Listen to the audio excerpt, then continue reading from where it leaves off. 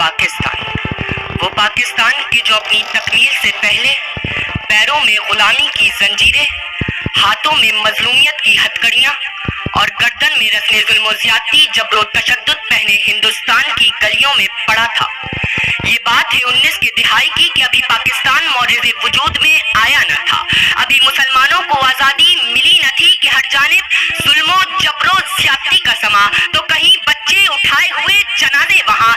ये मुसलमान है, इसे कत्ल कर दो, ये रिवाज आम था। डर डर के जीना यही तो निजाम था। आजादी के लिए आवाज उठाने वालों की लाशों को जलाया गया, कई माओं की गोदे उजाड़ी गई, कई बच्चों को यतीम किया गया। अरे ज़ईफ बूढ़ों ने अपने कमजोर कांधों पर कई पेटों के लाशें उठाए। सदर अली वक़ार कि अब ऐसे में तारीख तकती थी राह एक ऐसे शख्स की कि जो इंसाफ दिलाएगा, इन जालिम जाबिर झूठे लोगों से हमको निजात दिलाएगा।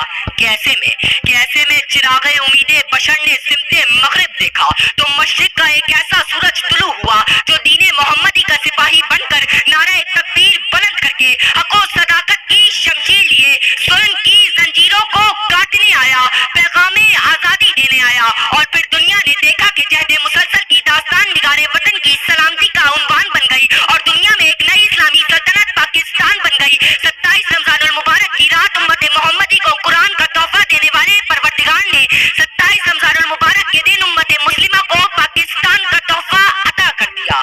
कि अब इकबाल के ख्वाब को पूरा किए हुए मुसलमान खड़े हैं कुर्बानियां दिए हुए।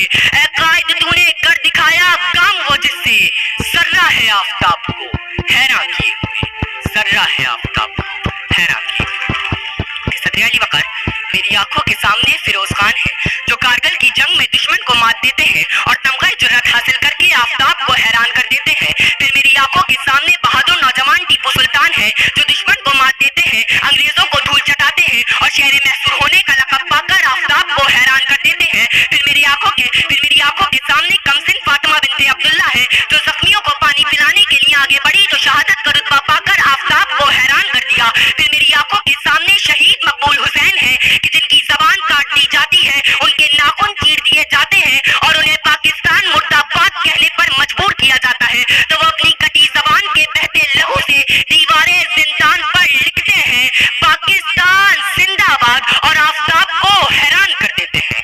सदर अली वक़ार हमने अपनी तहजीब को थामे रखा तो हम बुलंदियों पर पहुंचे, हमने अपने संसार को ऊंचा रखा तो हम खैसरो कसरा के ऐवानों को ईमानी ताकत से लड़ाने वाले, हम फतेह मक्का के मौके पर अहम मुद्दा सुनाने वाले, हम जंगे बौता में सैफुल्लाह का खिताब पाने वाले, हम सोमनाथ के बुतों को कदमों में गिराने वाले, हम बहराए जुल्मात में घोड़े दौड़ाने वाले, हम सर्रे हैं आफताब को हैरान किए हुए।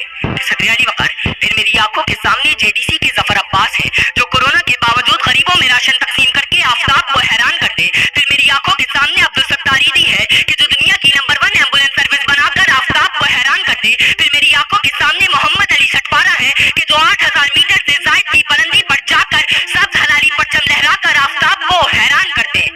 सदर अली वक़ार जब ये जर्रे आफताब को हैरान करने निकले तो बद्र के मैदान में 313, करबला के मैदान में 72, पाक फिजाइया के राशिद मिनहास हो या पाक फौज के मेजर इसहाक, पारा चुनार के एतजाज हसन हो या फिर आर्मी पब्लिक स्कूल की ताहिरा काजी, अरे ये वो जर्रे हैं जो इस वतन के लिए अपनी जानें तो